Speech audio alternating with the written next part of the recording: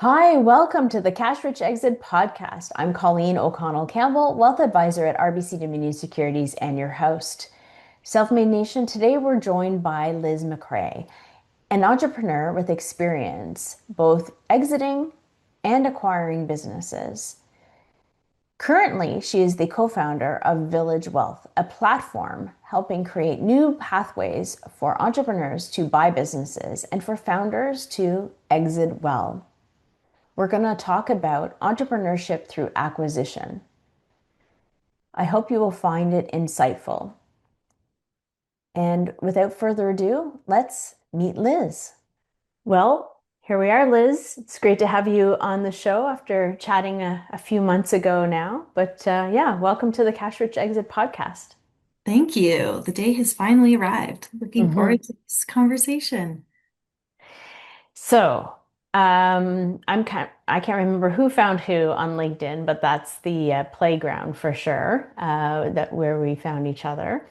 And I think what's always a really great way to get started is to get started with your story as an entrepreneur who has exited and also acquired a few businesses. So take us back to the genesis of this journey you're on. Sure. Well, I never thought I'd consider myself a serial entrepreneur, but I think I've arrived there. I think I don't know how many it means that you get coined with that title, or if it's, self-gifted title, but I certainly feel like I'm getting to that point now. Been there, Um, done that, got the t-shirt now. Yeah, yeah, exactly. You've done a few rounds. Originally, like way back when, I'm not trained in business. I'm not trained, as an accountant or a lawyer. I have a fine arts degree. I'm trained in creative thinking, which now looking back, I can sort of connect the dots on. And yeah, my journey in entrepreneurship started with my husband. So we wanted to get into business for ourselves, but we didn't want to do a startup. And we were starting a young family, and so we wanted to jump into something that was a little bit more low risk. And so we thought, well, we'll go and start a franchise.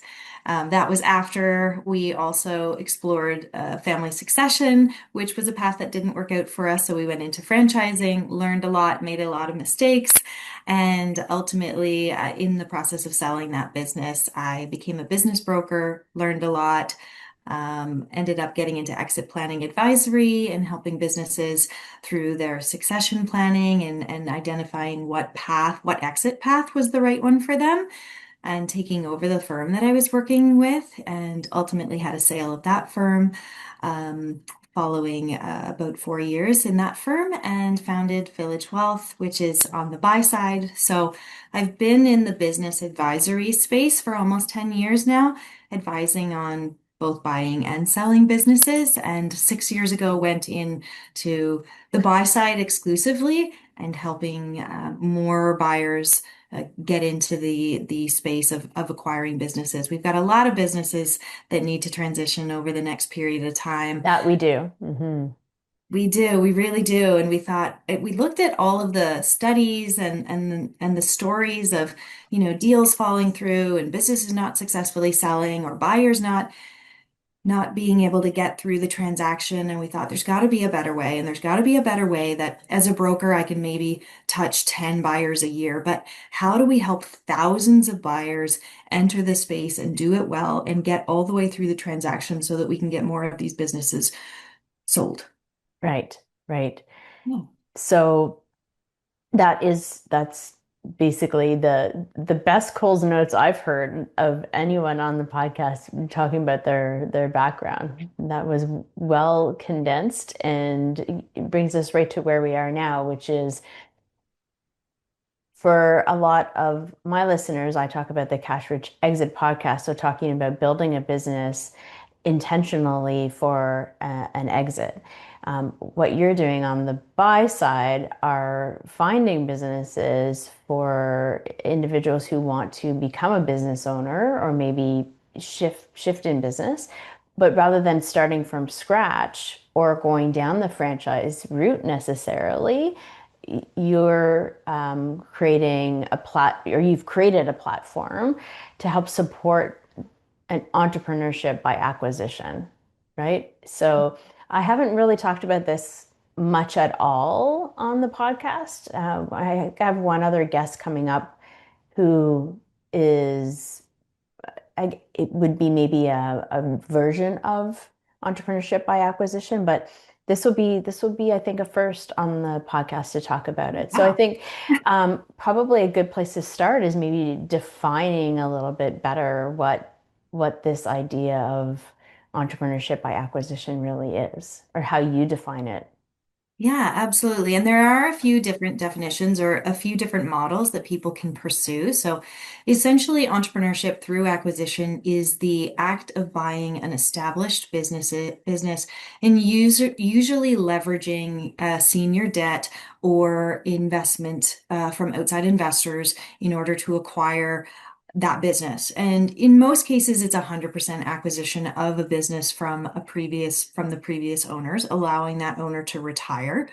But entrepreneurship through acquisition is kind of the gateway to entrepreneurship for a lot of individuals that, instead of doing the startup, instead of doing a franchise like myself, you get into that established business. It's got established clients, a good team in place, contracts in place, suppliers, vendors. You're kind of skipping the startup stage by at least 3 to 5 years, and you're buying something that is already profitable. It can service the debt on your loan and it can pay you a living wage. And so it's been a growing movement. You mentioned it, entrepreneurship through acquisition. So the acronym that's catching on is ETA. And so there's more people that are leaving corporate, going out on their own and pursuing this.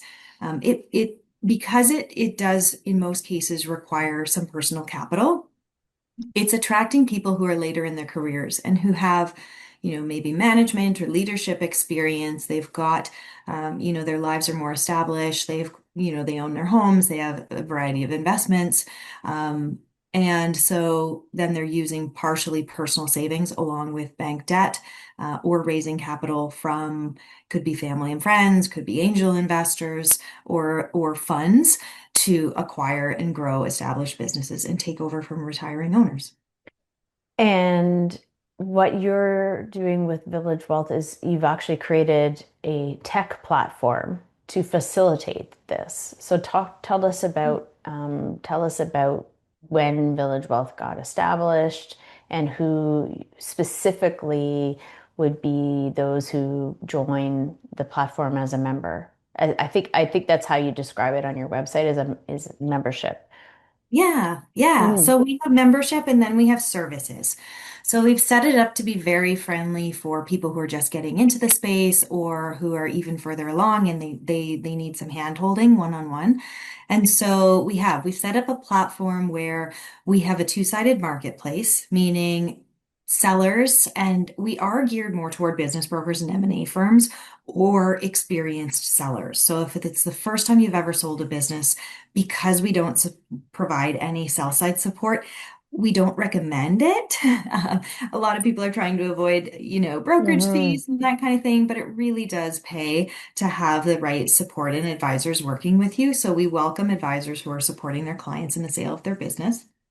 And so buyers can find business opportunities for sale, and then people who are selling can actually browse the buyers. So one of the things that I noticed when I was a broker is I heard all the time, is there even anyone out there to buy my business?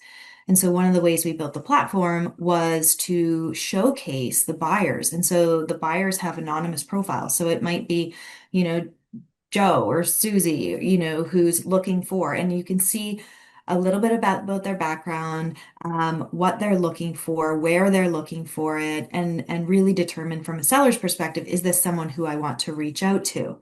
So you kind of have control when you're a buyer or a seller about who do I want to connect with? Do I want to promote myself to everyone, or do I want to stay more private and be selective about who I connect with? And so it's that functionality. But then for the buyers, we've built the software to help analyze opportunities, businesses with AI, look at the risks and the opportunities that could be in the company, and then work on the deal structuring. So that is a very foreign part to a lot of people who have never bought a business before. We've got fantastic people who run businesses and fantastic operators in our community, but usually they've never done an M&A transaction before. Right. And so we've built that financial model so they can understand, okay, here's my cash in, here's my cash at closing, here's my bank financing, here's any deferred payment or, which is referred to seller financing and how that all models out. So you can see when is the lender getting paid? When is the seller getting paid? What's left over for the buyer? How much free cash flow do they have? What's the return on investment for buying this business? And it models that all out so that we can then move it and proceed it toward the lender for the application. Right. So it's not just a business dating platform. Like it sounds like, basically at the essence, it's a matchmaking space, right? But there are these additional layers of service that are wrapped into that. So you can do, some decent analysis in the process. Yeah. Yeah, so it helps like first time buyers really get up to speed and have access to the tooling that they will need to start evaluating companies very quickly. The tool is designed to help train them on these concepts. They're not going to need to know them for the rest of their lives, but they need to know them in theory so that they can get through the transaction. And then our team is available should they need more support, then they can jump into our services if needed. But we really truly are trying to build the technology so that they can go from start to finish on a monthly subscription. That's our goal because we need to equip more buyers in order to get through the Mhm. transaction, in order to move our businesses through a sale. Right. Okay. So, when did you establish Village Wealth? How long has it been in available? So we started 6 years ago. We Okay. started with a marketplace, and then just about 2 years ago, we rewrote, basically redesigned the software. We have an amazing CTO, and built in the deal management and of course AI, the AI layer in the last few years, and has it really grown into yes, the matchmaking, but the deal management and the analysis and the calculator. So we have a team of 10. We've got a former RBC TD commercial banker on our team. We have a fantastic CTO, and a number of other key players on our team. So it's been growing and it's been a really big labor of love for our whole team. What is there a typical business that would be drawn or has been drawn to the platform, by way of industry, number of employees, revenue? There's some description you can share with us around that? Yeah, that's a great question. So we lean toward what are our buyers looking for? And our buyers are looking for profitable companies because they need to service the loan and pay themselves and pay taxes. And so usually that looks like a company that is showing profit of at least $150,000 after paying its owner, its operating owner. And so then you're looking at companies valued, let's say 500,000 to we typically see companies up to we've seen companies up to 30 million, but our sweet spot is usually the 500,000 to 5 million. And the reason being is that larger companies will usually engage investment bankers or Mm, M&A, mid-market M&A firms, and they take a different approach to their sale. And they will often usually sell to existing companies that are growing through acquisition or private equity.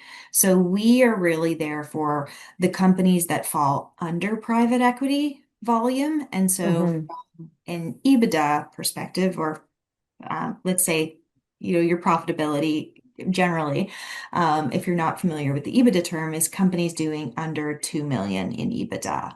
So kind of that 100,000 to 2 million EBITDA, or from an employee size perspective, it could be it could be like 5 employees to, let's say, 30 is typically what we see. Yeah, something like that. Okay.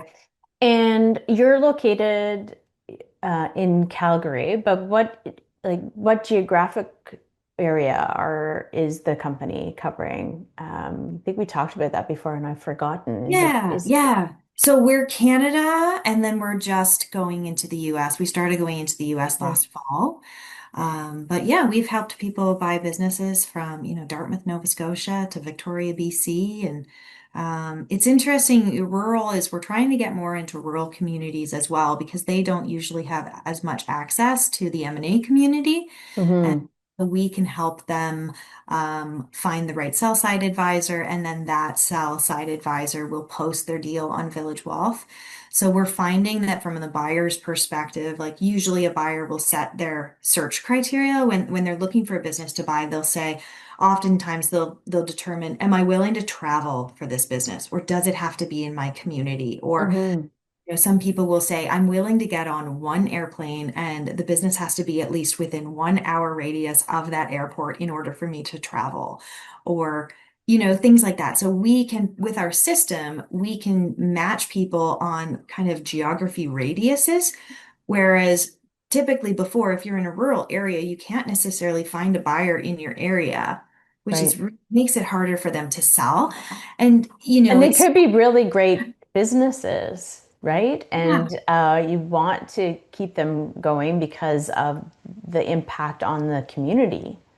Absolutely. Like I talked to a business owner recently in rural BC, does, 2.5 to 3 million in EBITDA, had tried to sell before, was running into, more realtors. And because of Hmm. the type of representation that he was talking to and his geography, he really struggled to be matched and put in touch with the right types of buyers. And so we got on the phone and I'm like, here are your 5 M&A firms that you need to be talking to in Western Canada. And then we've got buyers for you, but those advisors will work with our platform to help connect you in addition to the buyer pool that they have as well. So Hmm. we've really been able to work with M&A firms that also, typically might take on only bigger deals because we're hearing that from some of the large accounting firms as well. They're going, well, we don't usually take on that client, or we'll take on a client if they're already a customer of ours. But usually we don't do businesses of that size. And now Hmm. because they have access to our database, they're going, oh, well, we can take them to market and we'll try and access buyers in your system. And they can even check the system before they go to market to see how many buyers match to know whether they're going to take on the client or not. Hmm. That's that's great news and hopefully only going to expand. Hopefully. Yeah. The hardest part is getting the word out that, hey, we're here. Well, hopefully, being part of the Cash Rich Exit podcast will help you in getting that word out. I mean, that's part of the intention here for sure. Um, Now, if we want to dig in a little bit from the buyer's perspective, the buyers that you're working with, if we dig in a little bit further, what are some of the things they're really looking for aside from the standard, which is the profitable living wage? What other criteria? Maybe it's the more qualitative um, rather than the quantitative criteria that you run across in on the platform. Yeah. I know it's trying to stay away from the, age-old things that buyers look for. Hmm. A lot of our members are planning to get in and operate the business themselves. And so they Okay. know, so that is a big differentiator between, private equity buyers or Hmm. a strategic buyer who's looking is, they're often looking for good management streams, teams that are going to stay. And so the business can't be overly reliant on the owner. In our case, if the business is reliant on the owner, it's not a deal breaker because our Okay. members are going to get in and put on the CEO hat. What's important to them is that there is good, solid transition time. to overlap and absorb all that knowledge from the previous owner, that the previous owner is willing to participate in that transfer of knowledge and support them. The other thing that they're really looking for is it a match for their background, their experience, especially when they're using, for lack of a better word, other people's money Hmm. to acquire this business. They have to convince the seller, the business owner's advisors, the lender, and potentially their investors that I can run this business. So, as much as they're looking for good businesses, they have to then go and advocate to these other parties that I am the right person to steward this company into the future. And so it's very much about compatibility as well. So that's actually that's a big positive because most of the conversations that I have on the podcast with M&A folks and so forth is this real issue around the owner, the business being so dependent on the owner. And so it's interesting that you're saying that a lot of the buyers on your platform are those who actually want to get in and get their hands dirty and be part of that. Now, it doesn't entirely solve the problem of the existing owners, the dependency there, because if there are relationships that are highly dependent on the owner, but that's where you're also coming in and saying, okay, well, as long as that owner is willing to put in the work with the buyer to navigate the changeover with Yeah. those relationships, then that would be a good thing. Yeah, Yeah. so that's a really It, that's a really big deal, actually. it's a huge deal. And, there's red flags. Like if the business owner is working, 80 hours a week and there's no Hmm. chain of command and they're the bottleneck of all decisions and, there's no contracts in place and it's project-based work, there's a problem. you know, but if, the business owner is working reasonable hours, even what we hear is, sometimes it might be 10 or 15 hours a week, or 40 hours a week. That's fine. And there's other things that a buyer will do to overcome some of the obstacles. So, for example, and they'll really look into where is the company attracting new customers and what does that pipeline look like?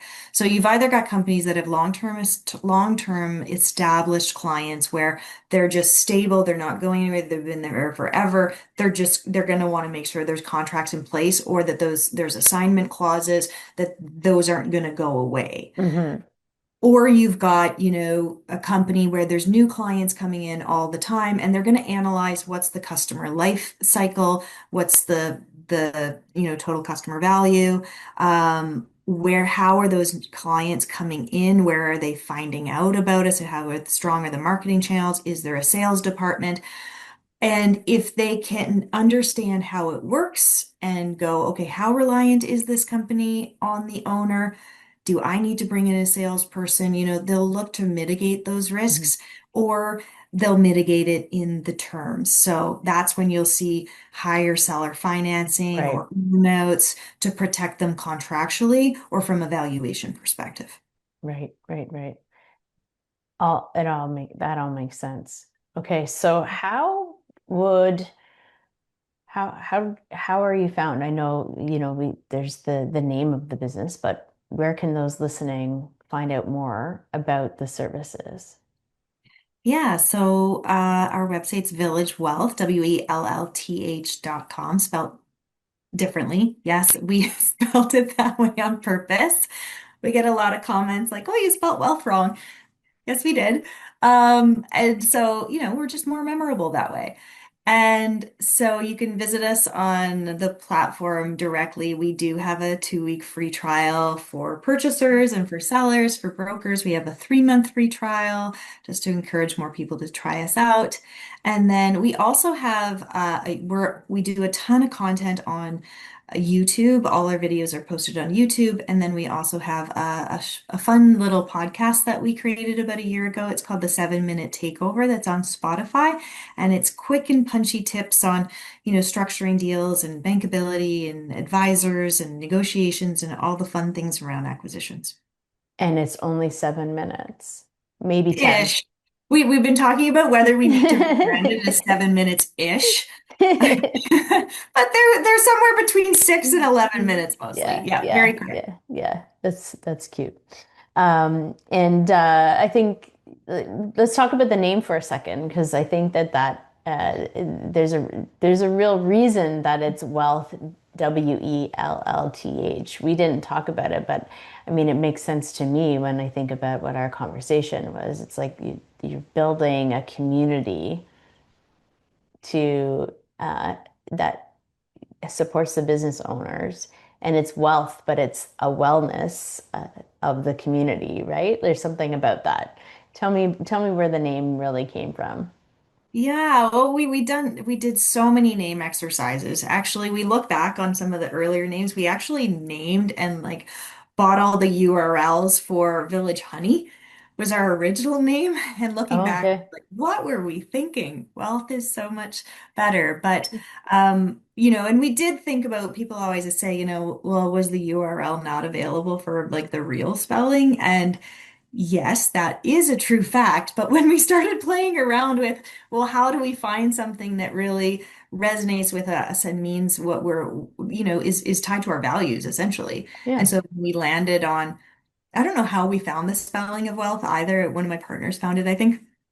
And when we thought about it more deeply, it was around wellness of, the company unit and the wealth creation, both for a buyer and a seller, but also like the you're filling a well of knowledge, of, capital. The well was, back in, once upon a time, there was a well in the middle of a And that's where community. everyone gathered, right?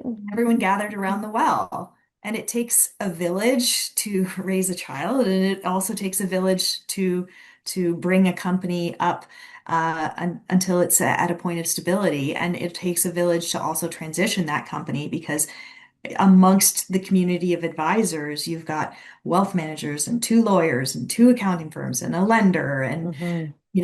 potentially CFOs and all the management team. There are a lot of people involved in transitioning one business or a business from one party to the other. So for a number of reasons, we just felt like it was the right fit for us, and it's fun.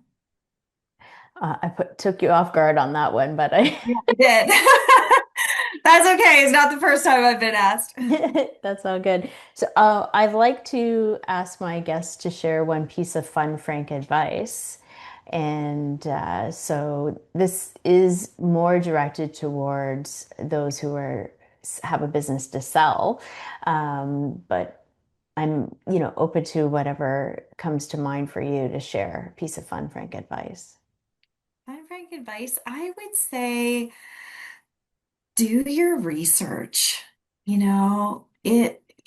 I see people jump into a relationship with a broker or an M&A advisor all the time, and they're not the right fit, and you didn't know who to talk to or where to go.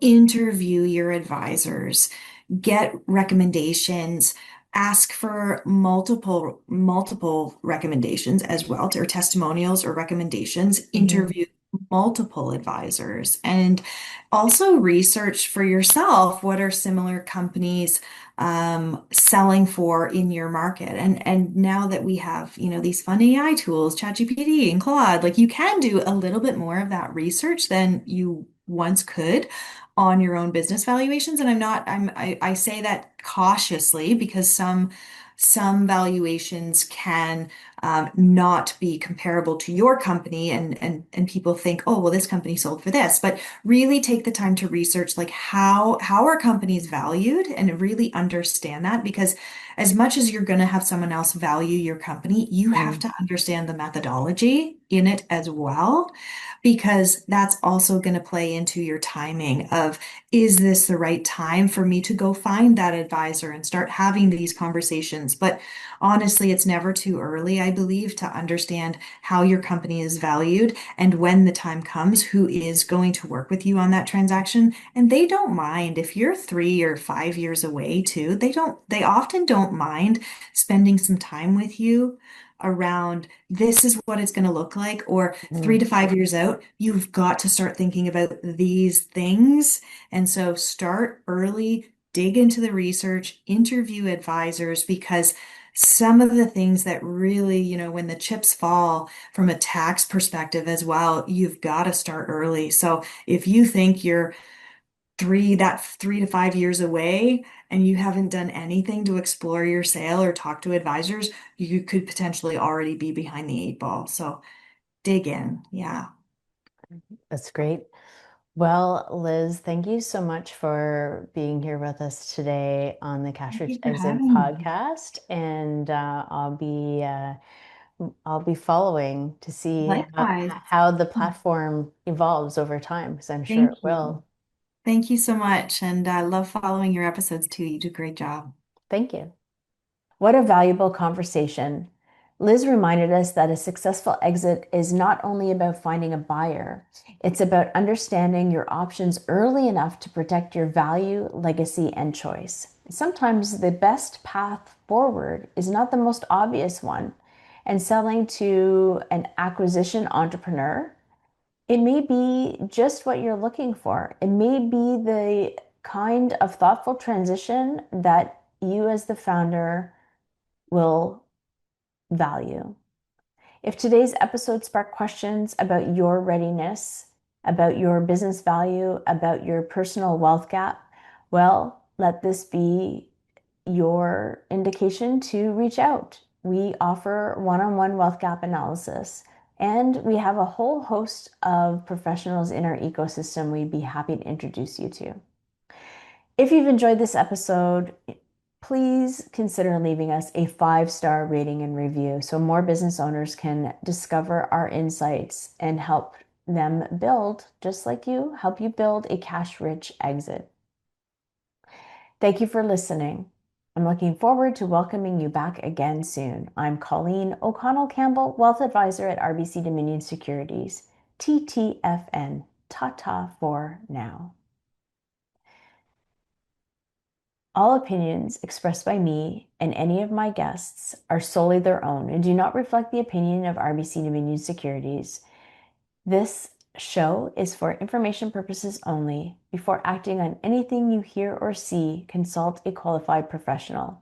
I'm a wealth advisor with RBC Dominion Securities, a member of the Canadian Investor Protection Fund.